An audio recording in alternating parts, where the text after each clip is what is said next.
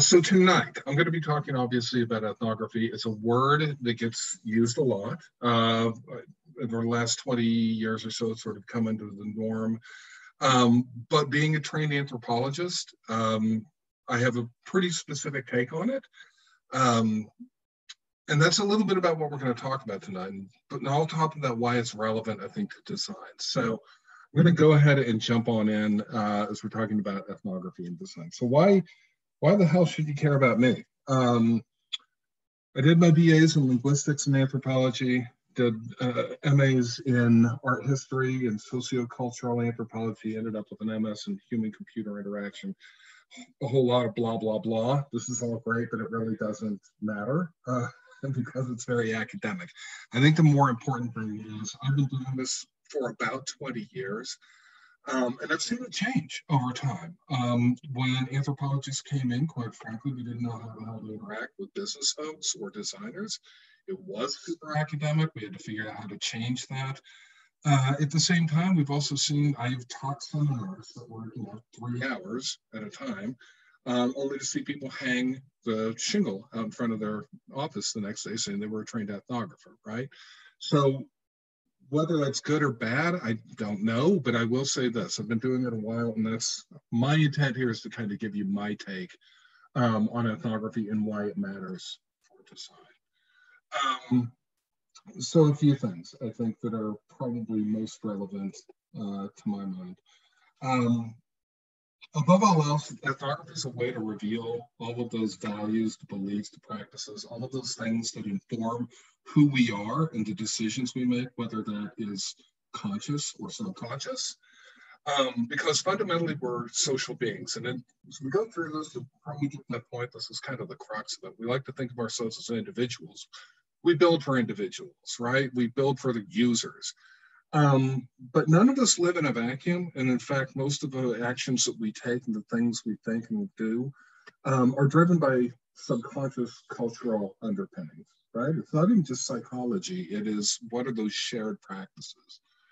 So why should anyone in design care about that, right? Great, that's nifty, but so what? This is just a quote I happen to love as it relates to this. Design ethnography focuses on the broad patterns of everyday life that are important and relevant specifically for the conception, design, and development of new products and services. Central point is this: we're looking at big, broad patterns of human interaction, right? And those are the things that I would contend are the breakthrough moments for people. When we're thinking about design, when we're thinking about business practices, right?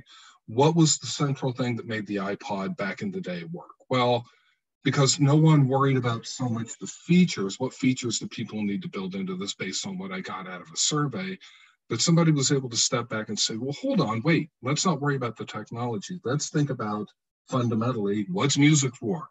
We get excited, we dance, we play.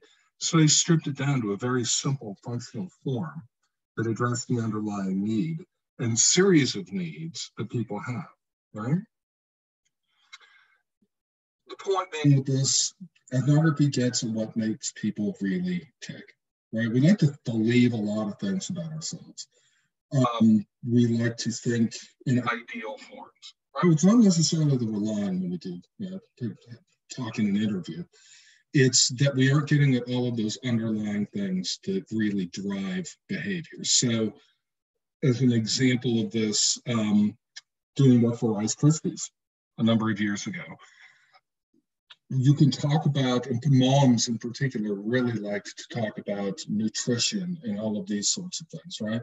But then you get into their home, and day one, they're really thinking about, when they should the kid get something healthy and nutritious in their system before they go to school. And the next day, they're already doing the same thing. By day 3 or 4, put a bag of sugar in front of them and get them out the door, right? You would never get at that unless you were in the moment experiencing it. And that's true for most of the products and services we work on and we design for. So going back to that point about the individual, if you think about what ethnography is, it is sort of the antithesis of usability testing, right? That's all about the interactional moment. That's about the individual. These are the user interviews we do, that sort of thing, right? Ethnography is on the other end of that spectrum. It's less obsessed with the interface itself, but more about how the interface fits in with the world around people. And it's focused more on the cultural underpinnings that drive what it is we do, believe, say. At the heart of all this is the idea of culture, right? And I think when we talk about culture, most of us have ideas really focused more on culture of ethnicity, culture of nationalism, things like that. But there are other cultures and other ways of looking at it. And one of the things we do, and from a design perspective, certainly at Cerner, but everywhere I've worked up until then, is really to think about cultures of practice in the sense of engineering cultures, right? There are things that hang with being an engineer, whether you're in Bangladesh or if you're in Baltimore, right? So there are things that are shared beliefs and practices. That doesn't negate their ethnic culture, but it does factor into when we're building what are the things in that community of practice. That can be any number of things, right? There's punk culture, there's regional culture, there's medical culture. There are all of these things, and that's one of the major central points that we tend to look at. What does it mean for design? Well, ethnography is really good at getting a context, right? It's really good at getting at the heart and the of what people are doing and why. And as computing becomes more interconnected, right? And as we become more globally connected, understanding those cultural underpinnings becomes central to doing good design. Ethnography is good at getting at emotion, right? As we start to think about different ways of evaluating satisfaction and utility and engagement and things like that. This is a different way of approaching it, or approaching the problem to get at a more emotional, right, meaningful level. And finally, behavior. As the goals of behavior change, right, or rather as our goal for behavior change becomes more critical in the design thinking process, especially related to these points of interconnectivity, understanding how all of these things work together and how people interact with them, if we're going to, right, produce an effect, becomes central to doing good design. What's it good for? Well, I can tell you off the bat what it's not good for are things like testing, right? It's not so much about validating or quantifying something that you might experience out there. What it is really good at is hypothesis building. We like outliers, right? That's something that you won't hear a lot of research people say, but I love them because those are people who are usually doing some sort of unusual breakthrough thing, or they're doing something where you have the aha moment and go, oh my God, the thing I've been looking at all day, I finally understand, right? Why is that important? Because we tend to gloss over or miss things in a culture that we're already a part of, right? The guy who walks into the office building wearing a skirt trips people up. That throws me off. From that, I can start to build a hypothesis to go, oh my God, all the men are wearing pants. How weird is that?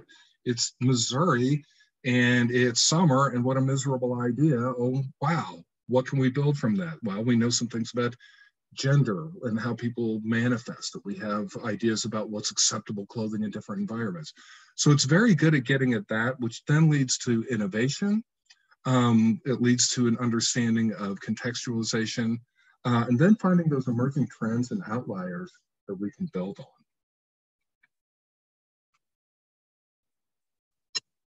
Oh, if I can get it to advance, that will be remarkable.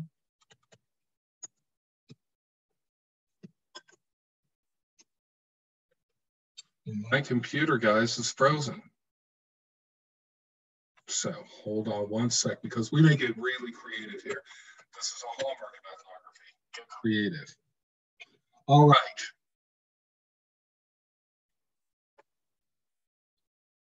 Give me 1 second, then I'm going to move on to trying something really strange and fun. And that means we're going to throw the whole damn presentation out the window, and we're going to tell stories instead.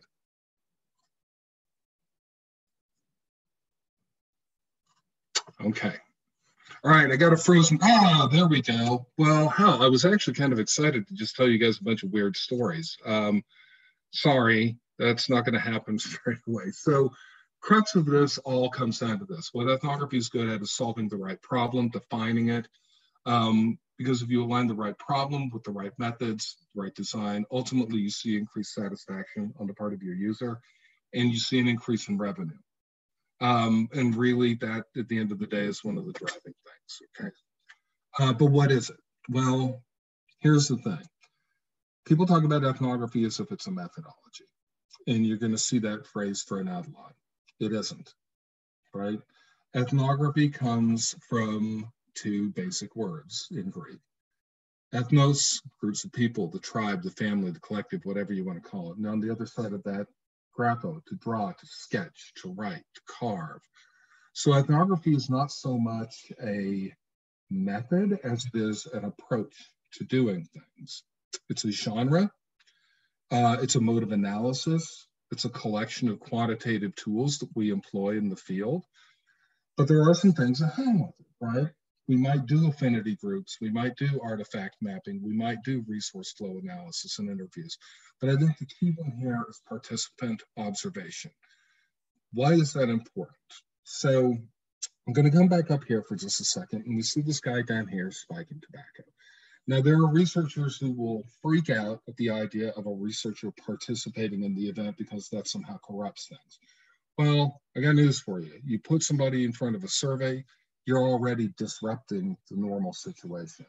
You put a camera in a room, it's disruptive, right? The catch is, at this level, by being in the moment and being engaged, you start to ask questions you might not normally think about. And I point again to this guy here he's cutting tobacco.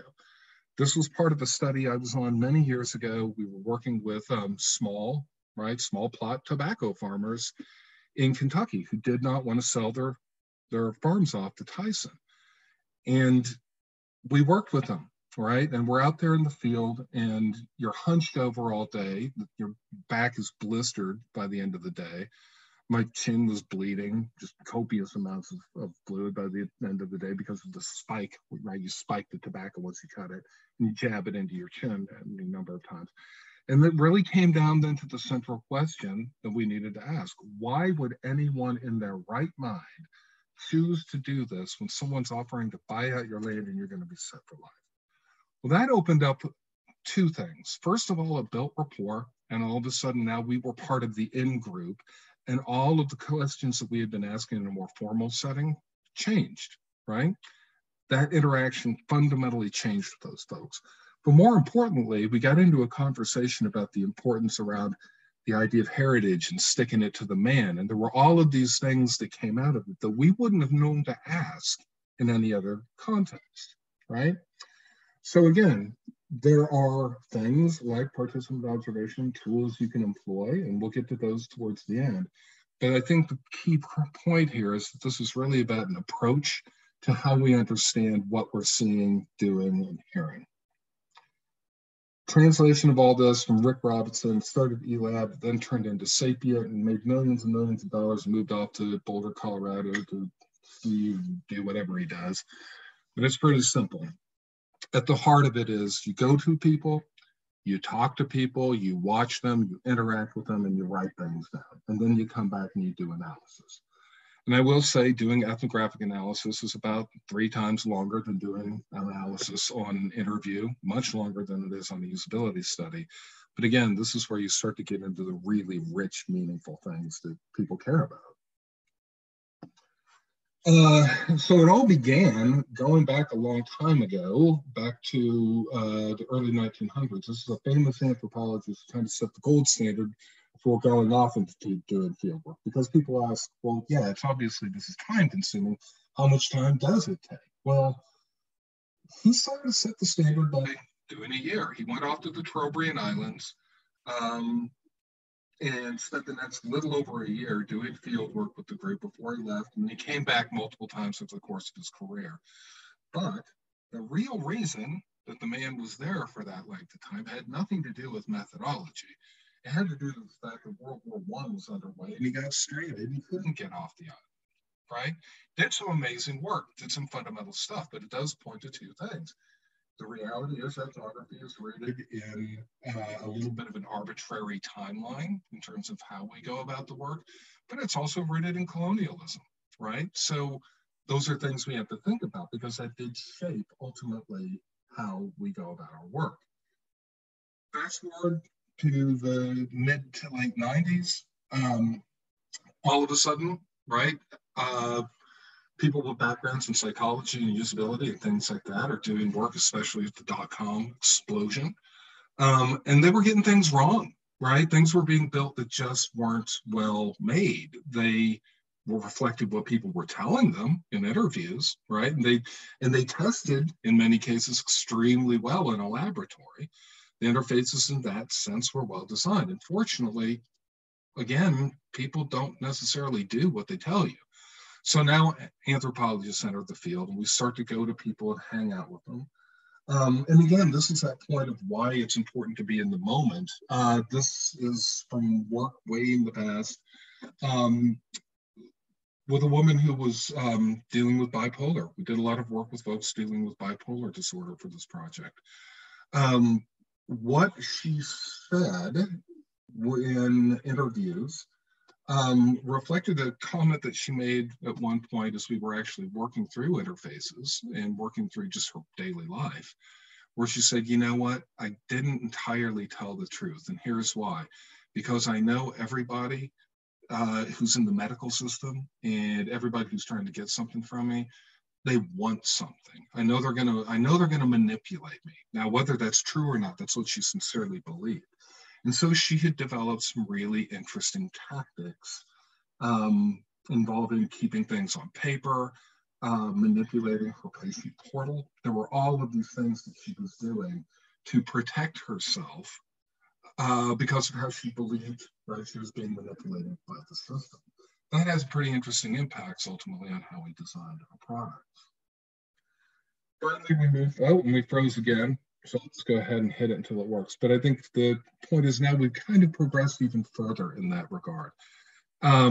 This was still at a point when people were going into the field for extended periods of time. You'd go in and, in this instance, the study we were doing in bipolar, that was on and off for 6 months. Well, the reality is businesses don't have that luxury. So we learned, we adapted, and we started getting a little more clever about it.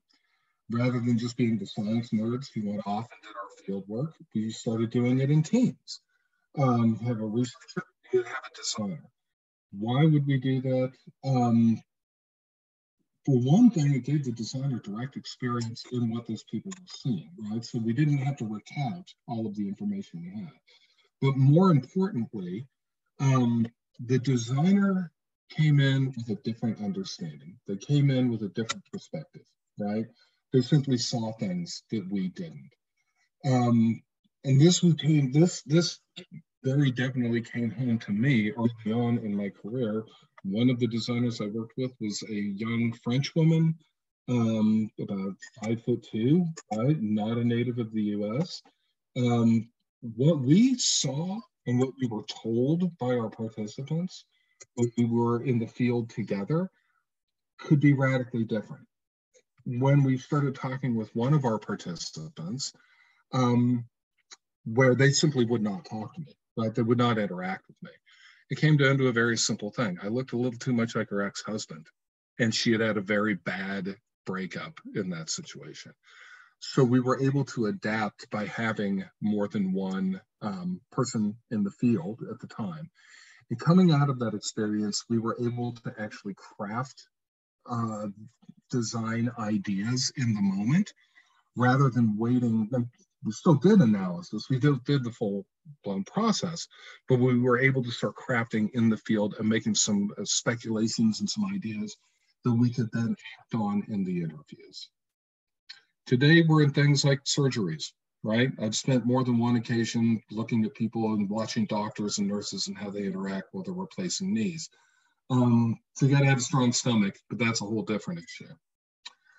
So I'm going to break it down a little bit. There's a famous quote by Clifford Geertz here. Ethnography is a qualitative method aimed to learn and understand cultural phenomena which reflect the knowledge and systems and meanings guiding the life of a cultural group. Okay, well, that's a whole lot of stuff, and that's actually one of Clifford's short sentences. So let's break it down a little bit. First of all, ethnography is a series of qualitative methods. Qualitative methods are outstanding at getting at the why and the how of the decision-making process, not just the what, the where, the when. We're not good for quantifying things, but ethnography is really good at understanding those rich underlying behaviors, right?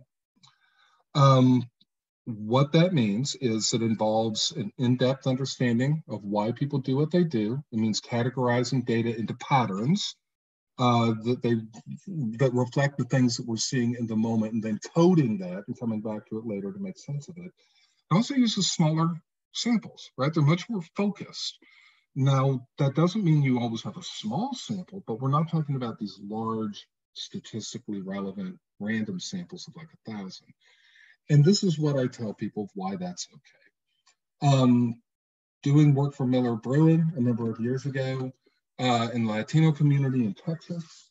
And our key informant, we've been hanging out with him throughout the day, doing a lot of stuff. Got to know the guy. Keep in mind, this is our one guy so far. And he said, you know what? You guys are all right. You want to come to my mom's 60th birthday party? Oh my God, yeah, we do. So all of a sudden our sample grows in just huge number of people. There's like 25 people there. We're part of this celebration. So not only are we seeing and talking with and interacting with now suddenly a vast number of people, right? And cataloging how those interactions are taking place. But we're seeing where bears actually used. And when I say used, I mean used, right? It's a way of bringing people together. It's a way of saying, I'm throwing out the weight of the day. There's all of these things that hang with it. So it's, from my perspective, that is the crux of it, right? These are rich qualitative methods. The sample can grow, it can shrink, depending, right? You may have to throw somebody out, but ultimately, sample size is not the issue. It's about depth. The other key point with this is cultural phenomenon, right? So what is culture? We talked about that a little bit up front. These are really the shared attitudes, values, goals, all of the stuff that characterize a group of people, be that an organization, a country, subculture, whatever it might be.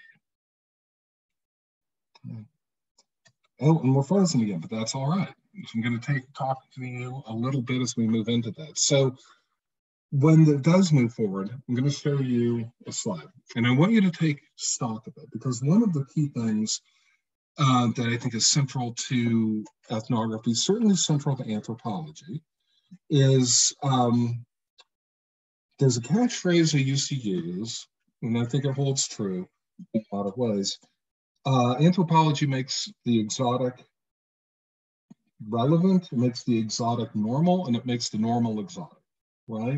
And there's a famous piece that was written back from an anthropologist, basically writes about watching people brush their teeth, right? And it's famous was if they flip the name Americans to Nasarima, and you go through it, and he's talking about, it sounds very exotic because here these people are taking these sticks and putting this minty paste, and they're doing this and this, and there's a ritual, and they go through the ritual.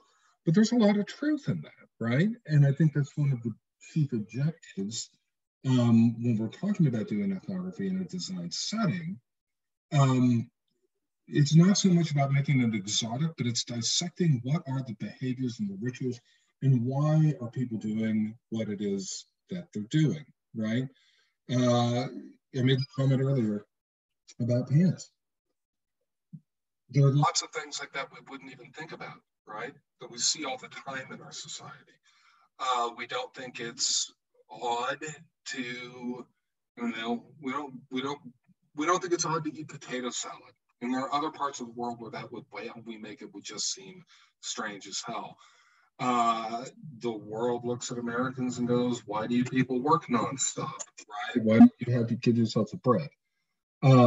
That's a cultural norm, right? That's an underlying reflection of what it is that we believe in and act on. Those are the sorts of things we want to tease out, if you can, when you're doing field work. Okay. So I'm going to describe the picture for you guys, since I can't get it to move forward. Eventually, we will get it to move forward. It's an image from taken in Bali of a number of women dancing, right? They have on, elaborate headdresses. They have very long fingernail extensions. They're essentially a thimble, but about 9 inches long. It's a very ritualized, structured dance that they're going through, and it's a very public dance. They're doing this, and you've all seen footage of this, right? In one context or another at some point in grade school, if nothing else. So imagine that. You've got a group of women. They're all somewhere between 25 and 35. They have these beautiful, elaborate, colorful, gorgeous dresses, amazing headdresses, very ritualized dance that's going on. And it goes on for hours, right? They do this as a part of a public religious ceremony or ritual, rather, that goes on as they move through the streets. And it takes quite literally several hours to go through it. Okay. Now, think about a Chiefs game. What do you see there? It would be different. Well, right off the bat, you can think to yourself, what's different is it's mostly men, realistically. And if you do look at the statistics and right who's attending the game, it's primarily guys. Everybody's wearing red, right? They're all stomping their feet. It's still a public thing, but it's very much a reflection of the ideals of masculinity within traditional American culture. What's the same between a Chiefs game and a crowd who's there and the folks in Bali, right? Well, there's gender-specific things. They've broken into groups that are very much divided along gender lines. They have ritualized behavior. They do chants, right? The guys in the stand are doing the same moves and the same actions, all in unison, all coordinated, off and on for several hours, just like these women in Bali are doing when they're dancing. There are elements of good luck that hang with it. There are elements of performance that hang with it. Well, why does any of that matter? Because when you're thinking about it from a design perspective, it's, again, really about starting to understand these underlying cues that people aren't necessarily aware of, that they're thinking of. And I'll give you an example of this. Doing work years ago, it was frankly very difficult work. We were dealing with children who were dying of leukemia, right? And we're doing field work. And there were a lot of assumptions that were made about who does what and, right, all of the interactions as they were having central venous catheters put in. It's a miserable experience, right? It's essentially a large needle going directly into the heart.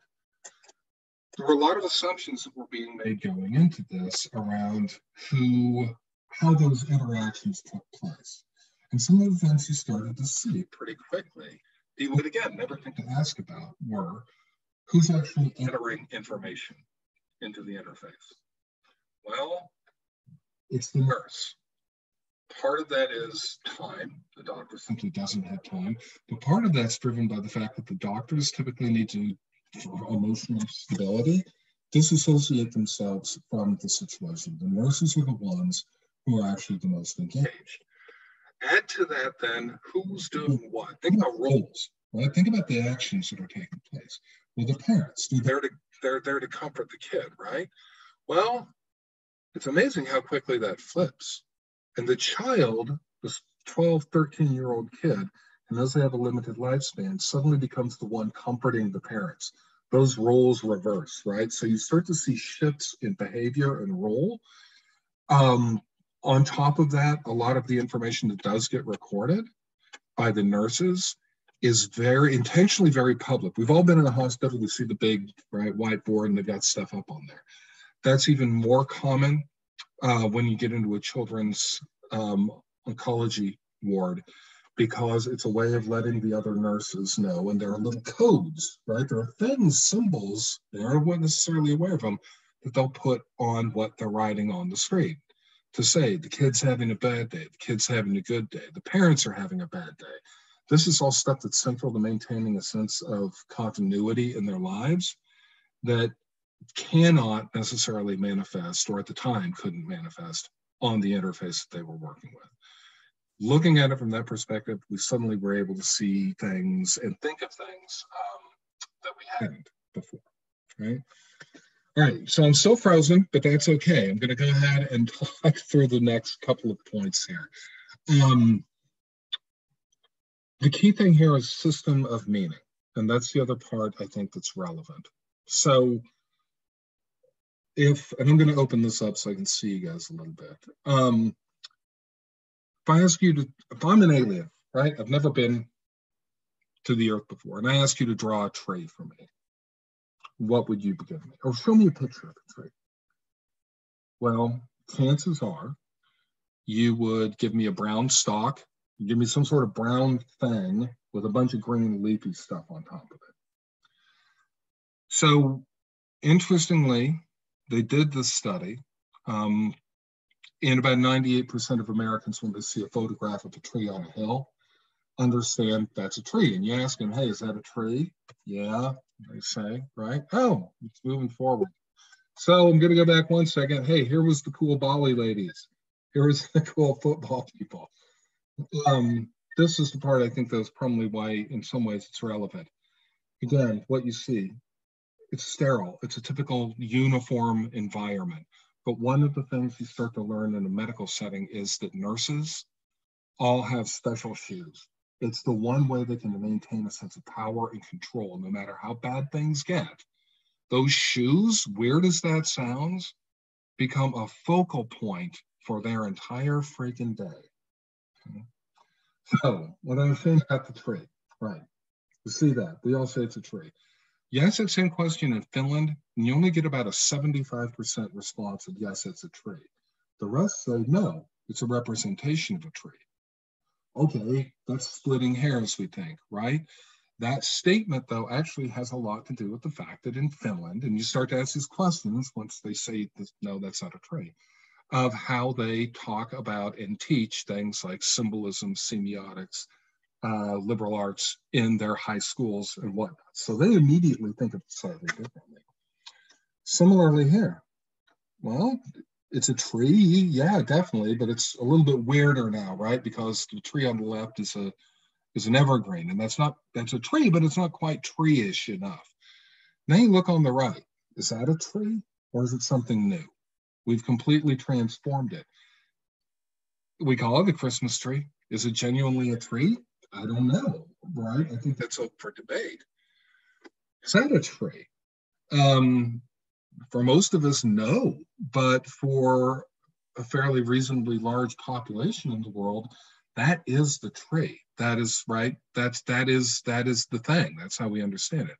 Well, why does that matter? Again, if we're talking about design and we're going in with preconceived notions, frequently what happens is when we talk about something and start asking questions in an interview or in a test, we're doing it from our perspective, and we assume people understand these things. And so being with them in the moment of action allows you to start to understand how they're interpreting it and what subtleties we can then apply to what it is we're designing. So what do we see? See, this is from a business perspective why it matters.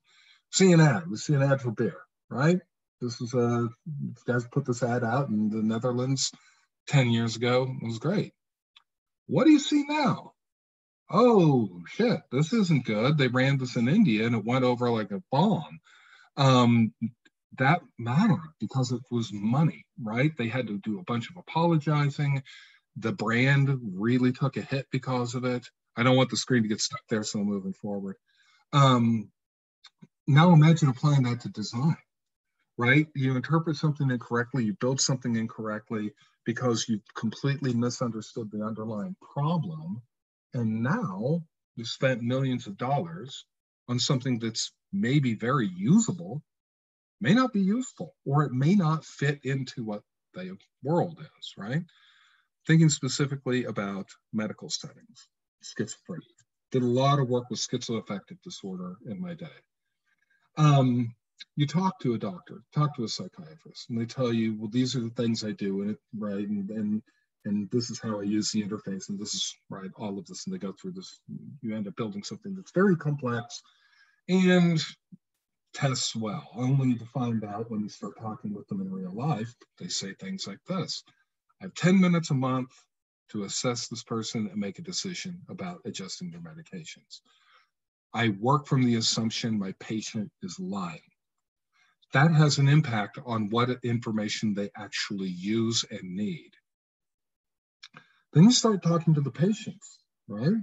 Because some of what the doctor's interpreting, they're interpreting it for a reason. People will say, sometimes I miss my hallucinations. They could be beautiful. More importantly, as one person pointed out, I have to use a patient portal to get things set up and maintain my mental health. I have to go to the library to do that. There's socioeconomic realities of being someone with severe schizoaffective disorder. It's a 2-mile walk. On top of that, I have no privacy when I get there. So yeah, I'm very careful with what I tell my doctor. It's not that they're lying, it's that they're trying to protect themselves.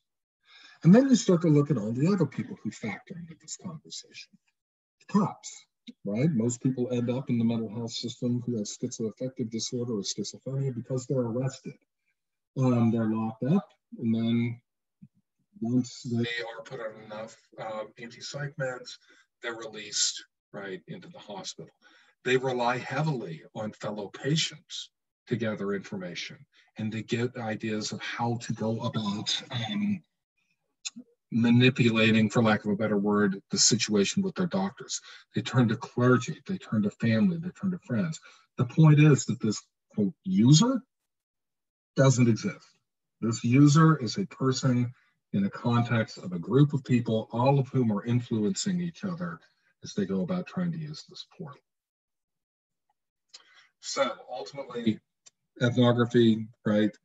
It includes a description of those activities and practices that are being studied, but more importantly, and I think this is the crux of it all, and why I say it's not a methodology so much as it is an approach, it's an attempt to interpret and give meaning to the activities that people are doing in their lives. So we've talked a lot of kind of highfalutin stuff. I'm going to take you through this from a practical standpoint. Some of the things I do, and many of our colleagues do, when we're thinking about doing field work and how we parse out the information and what we look for. It's much more complex, but I think from a design standpoint, anybody who wants to practice any of this, these are good places to start. First one, who are your actors? What are their roles, right? And what do they do? What do they believe about the job they're doing? What do they believe, not just about the activity, the actual performance of their job, but how that job fits into giving their life meaning and makes a difference in the world.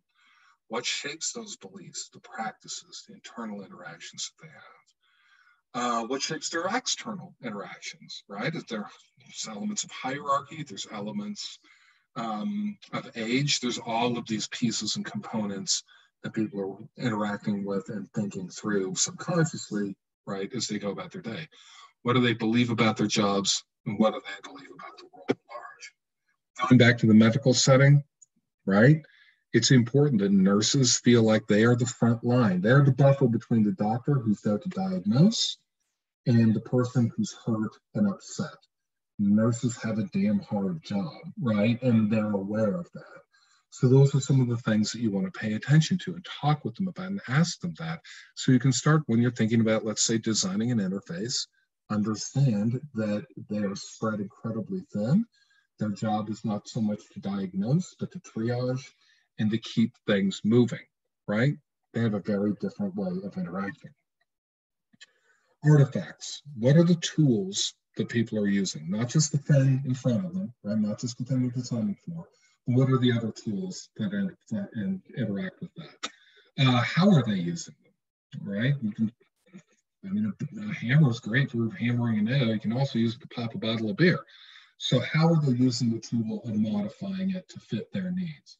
How are different people using them? We see this a lot in medical areas. It's not one person using a monitor or a computer. It's multiple people doing it. And finally, how are people modifying it, whether that's trying to modify the interface themselves for their particular use or the things around it. Sticky notes are a great example of that, right? We don't think of that as part of the interface, but it is. It's still part of the interaction that people are taking. Look in an ER setting, this is a great example of it, right? Think about all the tools. Yeah, there's a primary tool that we're looking at right now as they're trying to monitor heart rate and a number of things like that. But there's all of the other tools that they're interacting with.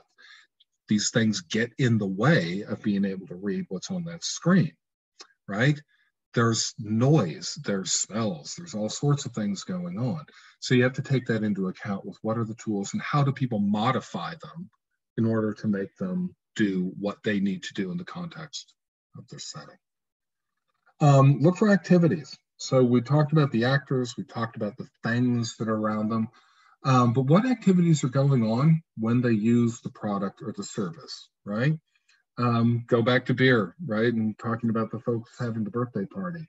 That is a great example of it. Those are the activities. People don't just drink beer for the sake of drinking beer. Well, they do, but there's all those other activities that hang with it. How does role shape how work gets done? Hierarchy again. How does work practice shape workflow?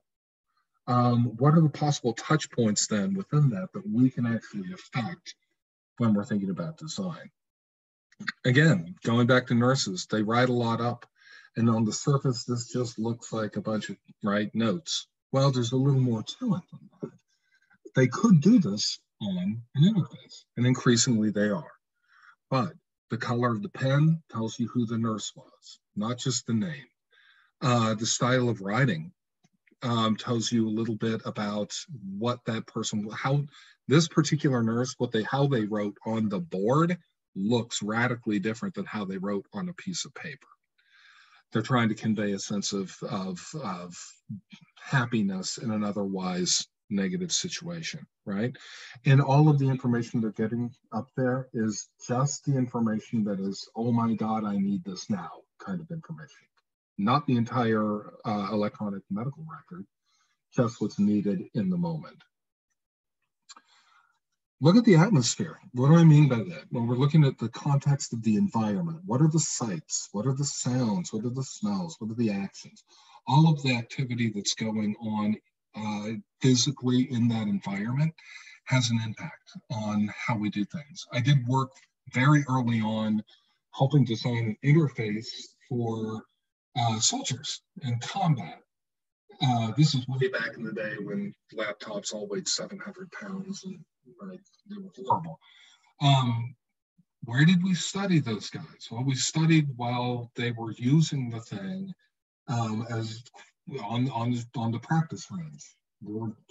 Barbed wire is a foot and a half, 2 feet above our head. The sun's beating down on us. There's bullets whipping by. You can imagine trying to perform a sensitive action in that context was really, really difficult. We learned a lot in that process. How does all of that shape behavior? And how does it change? Right? How do the activities change to accommodate that? I pull up another one here from a medical office. This is a rural doctor. The reason I bring it up is there's actually a lot going on here in this environment that you would not necessarily see in an urban environment or the suburbs, but it all has a purpose, right? It's much more cluttered in appearance. Whether that's conscious or not, it is intentional. It feels more homey, right? The nurses and the doctors hang up their coats where people can see them. It's intended to convey to people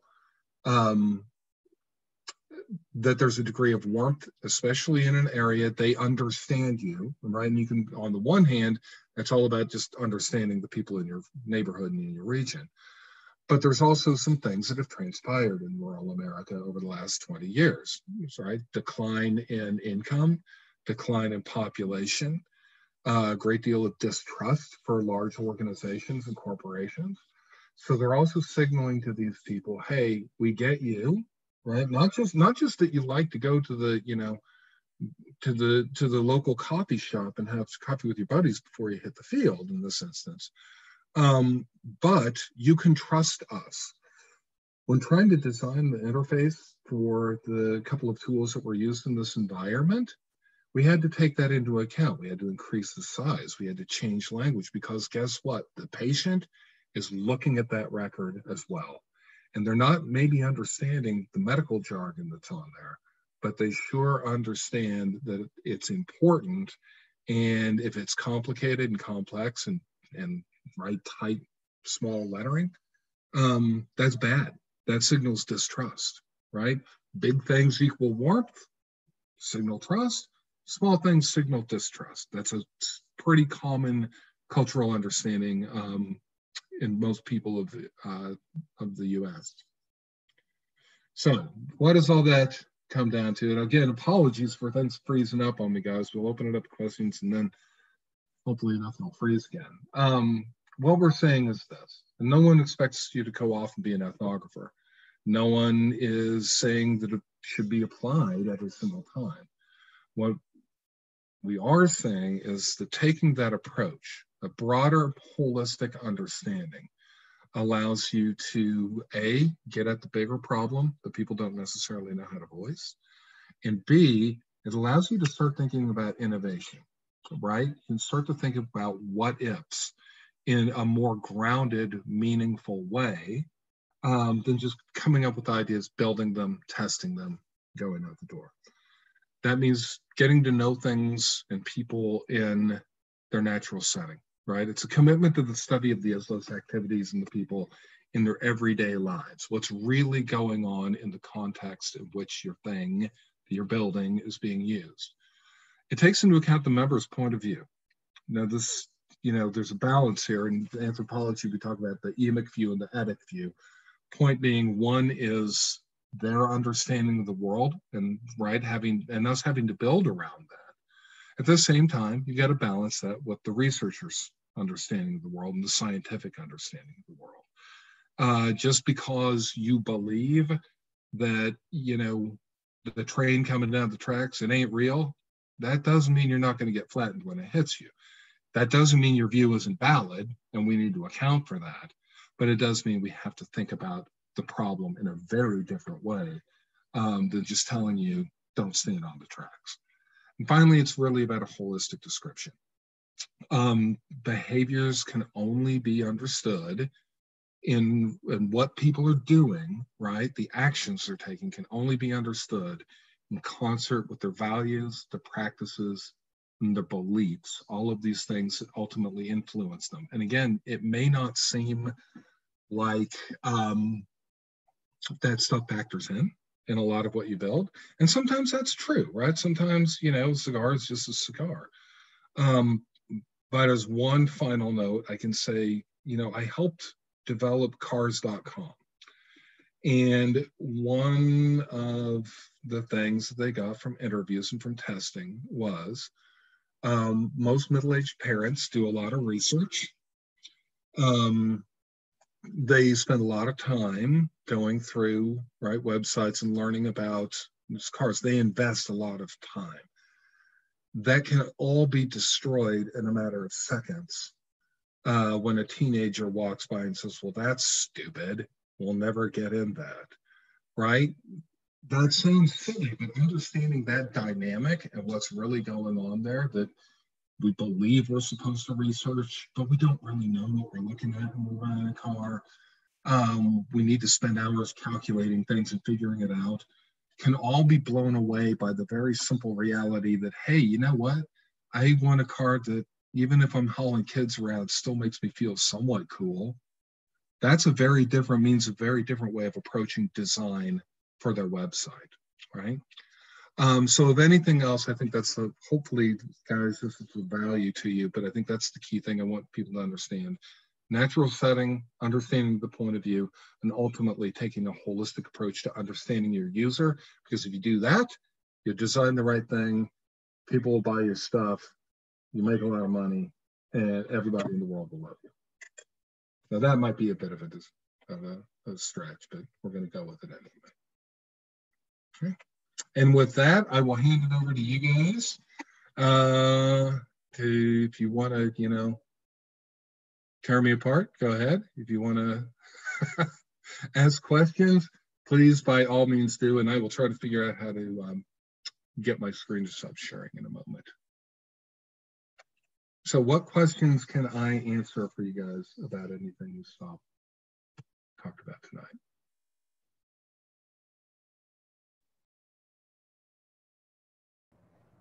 Gavin, I'll start. I'm curious what drew you to ethnography as a field?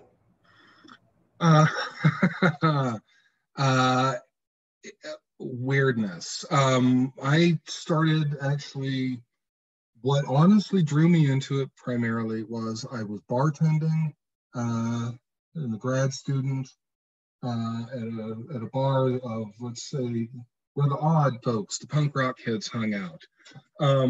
There were a couple of skinheads. There were a group of skinheads who were frequently there, who were anti-racist skinheads, and they made a big point of telling you and everyone else how they were anti-racist. A strange skinhead no one knew walked in, didn't say a word, but the two guys told him, "I am going to beat your ass if you don't walk out now." They knew he was a Nazi skin because he had red laces on his boots. That was a weird moment of going, oh my God, the interconnectivity here is hugely important. I admittedly started going down a very academic path, but then around 1999 at the annual Anthropology Association conventions, people like Sapient were showing up. There were people knocking at the door, and frankly, they held really good parties and said, hey, come work for us. But it was honestly a moment of saying, you know what, this is actually very relevant, because as we're building these complex tools that are only going to become more complex over time, we need to understand how culture affects the use of these things. And we need to have a better understanding, a more holistic understanding of how products fit into people's lives.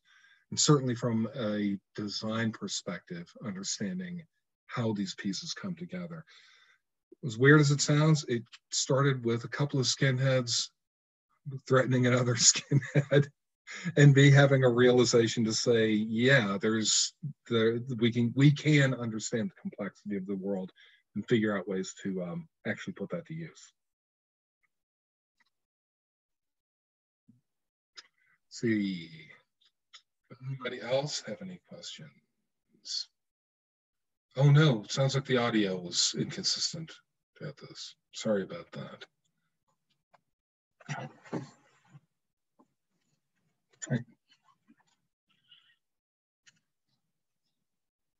Okay, that's it. You got no other ones? Well, I'll jump in one more time, Gavin. Sure. I was trying to give the floor to someone else, but I'm curious. Like when I see the word or hear the word ethnography, I think of like an academic context for sure. But I'm curious, when you speak about your work within a kind of a company setting, do you talk about it differently? Like, do you talk about your methods or your background differently? I do a little bit. I think there's one of the key things that we always stress is I began with, quite frankly, I began with a story, right? And I will almost always begin with how things connect and why that's financially relevant. I worked on Go-Gurt when that got invented. That stemmed from hanging out with moms early in the morning, putting breakfast together. A couple of ladies that had the brilliant idea of buying specimen cups that they would fill with a mix of yogurt and ground fruit, and everyone else was putting bananas in their kids' backpacks. We had the great moment of, oh my God, they need something that's disposable, easy, and kids understand the form on it. Put some yogurt in there, hot damn.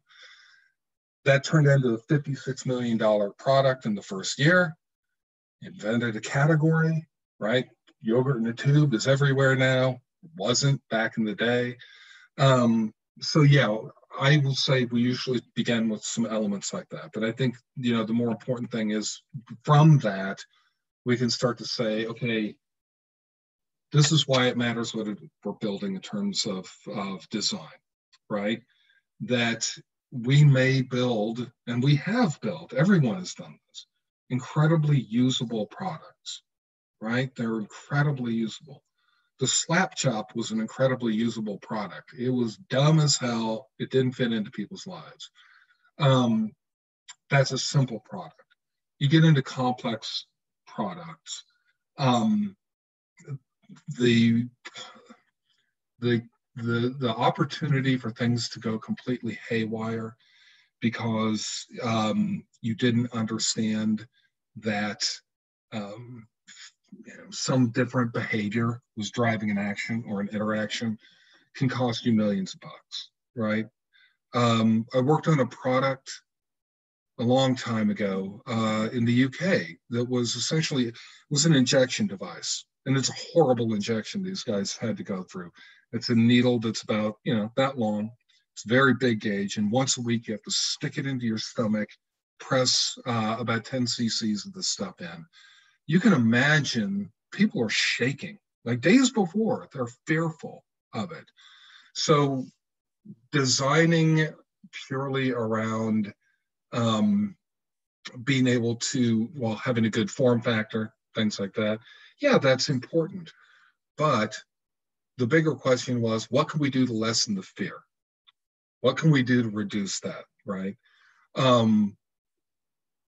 Well, there are a number of things we can do around that that aren't necessarily just that device. Yes, form factor matters. We can change the sound. Originally, when you would do it, it was this big chunk kind of thing. We can change the packaging. We can change the wording on the packaging.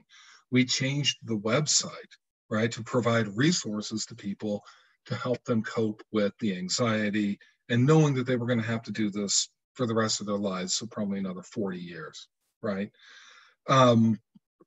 Being in the moment and seeing how they were starting to shake, that made all the difference. So I talk with people about things like that, and I tell them very bluntly up front, two things. Is it slower? Is it consequently more expensive? It is.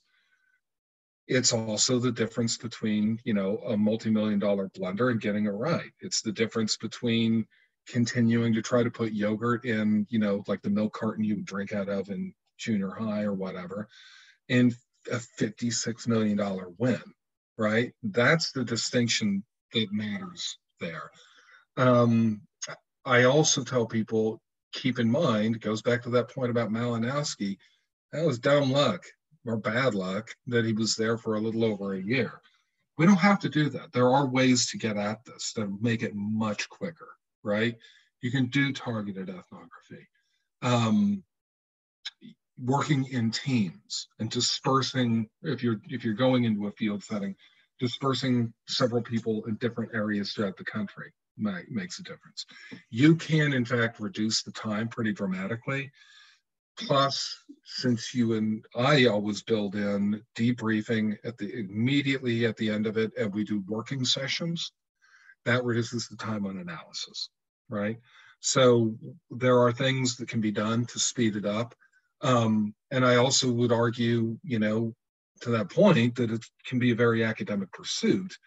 I don't think it has to be, right? I think, and again, that's why I stress with people,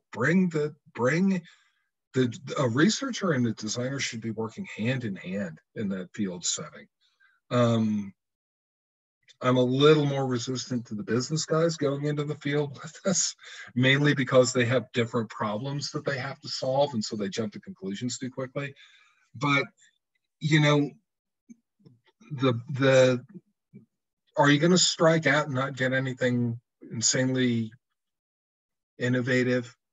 Yes, you will. But when you do hit a win, you're hitting a grand slam. You're not just getting on first base like you do with most traditional research, right? It is a little bit of an all or nothing kind of thing, at least from the standpoint of innovation. But I would also argue doing this kind of work, the instant we create an interface, we create any kind of design and we introduce it to the world, we change that world. Things are different now. how people act and interact is fundamentally different. That means you do need to go back a year, 2 years later, see what they're doing, why they're doing it, and then build from that to improve what you have, right? It's how we went from, everybody driving a stick shift to suddenly everyone moving to an automatic transmission, right? You introduced the thing, it was good enough in the way it was at the time. It changed our expectations. It changed everything, right? Building roads, gas stations, all of this. That fundamentally changed the culture. That's why you keep digging and where ethnography, it should be an ongoing approach that doesn't die with time. Hey, Gavin, this is Shane. Can you hear me? I can. Shane Wilson? I love Shane Wilson. I love you too. So you and I have had lots of conversations about how to do research right. And I don't have any belief that you can take shortcuts and get the same type of results, but you work in an environment where CERN really appreciates the long track into getting all of the answers. Yeah. And sometimes I don't. I have to sell that, and it's hard. Do you have any more tips? You just touched on it, but do you have any more ideas on how to kind of take the next step beyond user research into getting a little bit deeper results without the Cerner type research? Yeah, absolutely. And that honestly made up the bulk of my career before coming to Cerner. I think, there's some things, again, we always do. I gave you those 4 topics we do when we're breaking down what we're looking at. But there are certain things I do beforehand, like put together a field guide. There are pages specifically for sketching. It's all bulleted out to say, who are the people, right? Who are the people, all the artifacts, actors, all that. So you can actually have that and run through it quickly.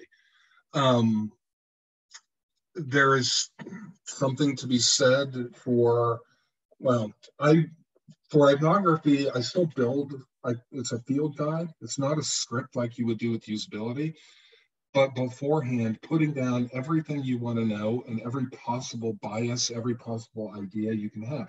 It gets big, it gets 6 or 7 pages, but doing that allows you to start to weed out some of the extraneous stuff. I also take a position that at the end of the day, we're still building stuff for certain people, right? And it's a matter of trade-offs. I would love to be able to go in and spend 2 months, living in somebody's house, watching them eat dinner every day and gather that information and find out why, the car they chose to drive reflects their eating habits. That's not realistic. So it's a matter of scaling it back and letting people know, here's what we're going to miss, but here's what we're going to get. I think the key point with all of it is when you're crafting a plan to do research, you got to time box it. How much time am I allotting myself? How much depth can I get in, right? How much depth can I get into here? How willing am I to walk away, right? If I've been at it for a few hours and that's what I've told myself I'm going to do. But they say, let's go hang out at the park for the next 3 hours. Am I willing to do that? Right? You have to kind of debate it. But I also think the big thing with this, it goes back to that point about teams. It's more about having a really good debrief plan so you can walk through. So everything comes back to written up on that whiteboard, whatever it is you're using. What are our goals? What do we need to know? What do we, right? Because there's a financial reality there. What do we have to know? What do we have to change? What's the behavior we need to change because there's a business problem here? Okay, now what did we see? Can that be applied here? Yes, no. Yes, no, right? And so you start to weed stuff out fairly quickly. Does that mean there's a chance you're going to lose some really great stuff? Yeah, it's inevitable. It's going to happen.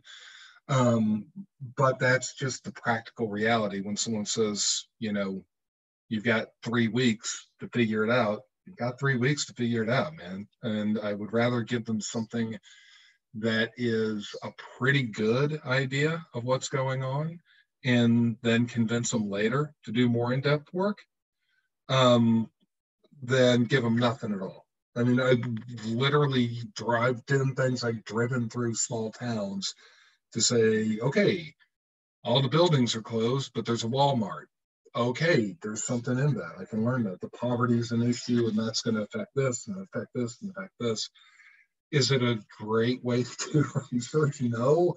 Is it a practical reality in a business environment? Yeah. And I think, again, more importantly, you know, you're always giving them the option to extend that research and expand on it. I also tell people when you're writing up your reports, quit writing up reports, show people video, tell a freaking story, make it exciting, because it goes back to that point. Ethnography is as much a genre as it is a way of understanding what's going on. Embrace it. Learn how to write, learn how to do video, make it exciting, and you'll get people to pay attention at that point. Yeah, there's some good stuff there. Thank you. Yep. So you've talked about how you make the field guide for your notes, but when you're in a situation like when you're literally in the field for like the tobacco farm, yep, or you're at the birthday party, yep, and I'm just wondering how you balance taking notes with the not wanting to bring a camera into the area to like affect how people are doing things. Yeah. And that, like, not trying to influence the surroundings, but still trying to be able to document. There's a lot of weird little tricks you learn. You get very used to being the guy with the smallest bladder, because then you can go write notes, right? You don't actually have to go to the bathroom, but hey, man, I can steal away for 5 minutes and write notes, and you and your partner take turns with that. Thank God for the iPad and the iPhone. These are weird little things. I've got an old Kindle sitting here. When you start recording, go ahead and you set it down. You're not getting good video, but that's okay.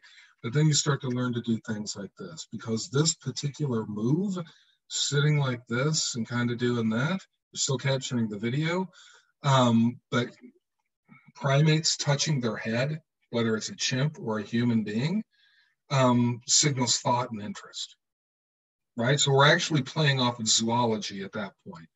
So you can start to take notes by doing things like that. It's also another good reason to have two people, right? One person becomes the primary note taker. There's two good reasons actually for doing that. You have somebody who's leading the conversation, who's the front to the whole thing, and you've got somebody else who is essentially functioning in the background. No matter how hard, unless you've got a lot of time, no matter how hard you try, there's still a power dynamic between you and the subject, right? When I spend 30 minutes asking a bunch of questions, and keep in mind, it helps. I'm 6'7" and about 250 pounds. I'm a big person. I excuse myself and making sure there's enough time for that other person to then kind of lean in, and you have them literally lean in and ask, so, is that true? And it's okay to use questions like that. It's okay to put people on the spot. Now, we're told don't ask leading questions. Don't ever make people feel uncomfortable. That's true if you're in a focus group room with a mirror, but because now it's about changing that interaction and that dynamic. And that's the important thing. I think the other thing is I learned shorthand. I created shorthand, my own version of it. We all do that. I think another part of it is just there are people who are more comfortable with the camera and others who are not. And I admit fully to anyone, on like a product team, half of what we capture won't be captured on video, because once we turn that thing off, we'll be there another hour with them. We'll be there. They'll keep us at the door. 9 times out of 10, my experience has been, people always ask, well, are they really going to let you stick around that long? 9 times out of 10, you have people inviting you to dinner. I've been invited to ball games, my 60th birthday party. Once you build rapport, and I think that is the key thing, really making people understand you're not there to be a guy in a white coat taking notes, that you and the designer, you are the students, they are the teachers. If you can establish that sense of connection and rapport, your camera is a tool for a while, turning it off is now a tool, right? And it, again, that's where the getting used to going running to the bathroom and taking notes comes in handy, because you do take turns at that point. I would say there's things you can do. I don't, like glasses with a camera built in. They make them that are small enough. That seems very dishonest to me. I would not do that. There are ways you could record without people knowing it. I just think that is just evil. You can't do that. People need to know that you're there doing things.